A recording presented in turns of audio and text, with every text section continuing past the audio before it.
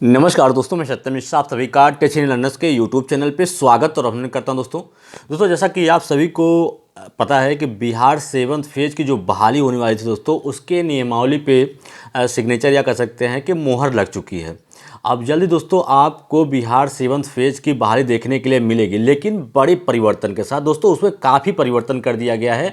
अब पहले क्या होता था दोस्तों कि सिर्फ आप अगर सीटेट या स्टेट वहाँ की क्वालिफाई हैं, ठीक है, तो आप डायरेक्ट वहाँ के जो 7th फेज बहाली होती दोस्तों, आप उसमें डायरेक्ट मेरिट के आधार पे आपका सिलेक्शन होता। लेकिन अब उसमें बड़ा परिवर्तन कर दिया गया है, ढेर सारा परिवर्तन हुआ है दोस्तों। जिसमें क्या हुआ है कि बिहार में जो शिक्षक बनेंगे, बिहार के जो शिक्षक हैं वो क्या बनेंगे, कर्मी बनेंगे। तो राज्यकर्मी को मिलने वाली सारी सुविधाएं उनको प्रोवाइड या मुहैया करवाई जाएंगी।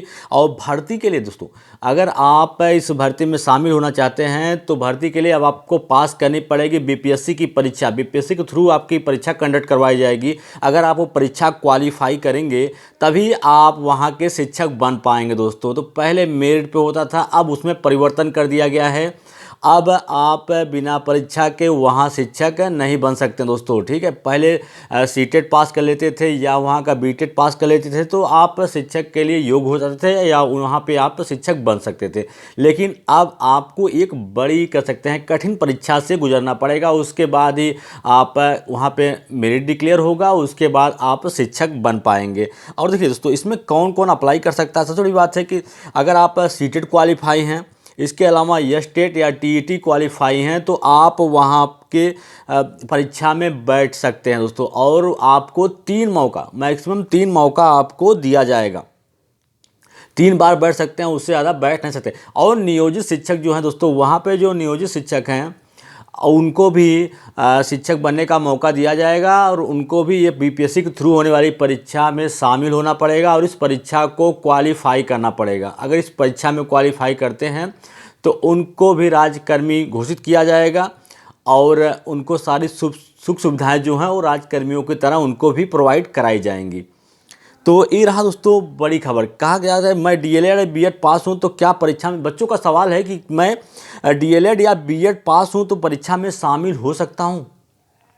देखिए दोस्तों, मैं एक इस सवाल का मैं आपको जवाब दूंगा कि देखिए, मैं डीएलएड या बीएड पास हूँ तो परीक्षा में शामिल हो सकता हूँ। जी हाँ, आप बिल्कुल परीक्षा में शामिल हो सकते हैं, बशर्ते इस शर्त है कि आप टेट, सीटेट या स्टेट आप क्वालिफाई रहेंगे, तभी आप उस परीक्षा में शामिल हो सकते हैं।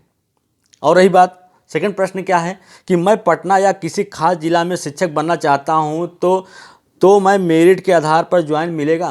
कहा गया है मेरिट के आधार पर ज्वाइन मिलेगा कि नहीं मिलेगा। दोस्तों मैं आपको बता दूं कि मेरिट अब खत्म हो चुकी है। अब वहां पे बीपीएससी के थ्रू परीक्षा कंडक्ट करवाई जाएगी, उसी के परीक्षा के माध्यम से आपका सिलेक्शन होगा। तो कहा जा रहा है दोस्तों, ये भी प्रश्न है कि क्या बीएड वालों को मौका मिलेगा। जी हाँ, बीएड वालों को बिल्कुल मौका मिलेगा। बीएड हैं, सीटेट क्वालिफाई हैं, तो आपको वहाँ पे मौका मिलने वाला दोस्तों।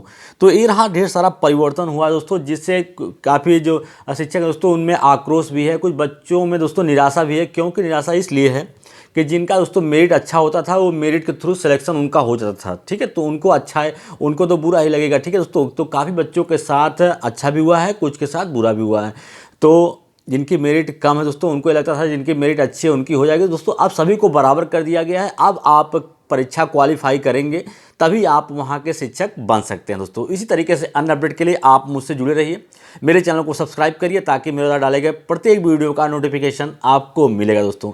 किसी के साथ दोस्तों अन्याय नहीं हुआ है, सबके साथ न्याय हुआ है। और जल्द ही आपको वहाँ पे एक बड़ी शिक्षक बहाली देखने के लिए मिलेगी। कहा जा रहा है कि 2 लाख से ज़्यादा पद है दोस्तों, वहाँ पे इतने शिक्षक भर्ती होगी।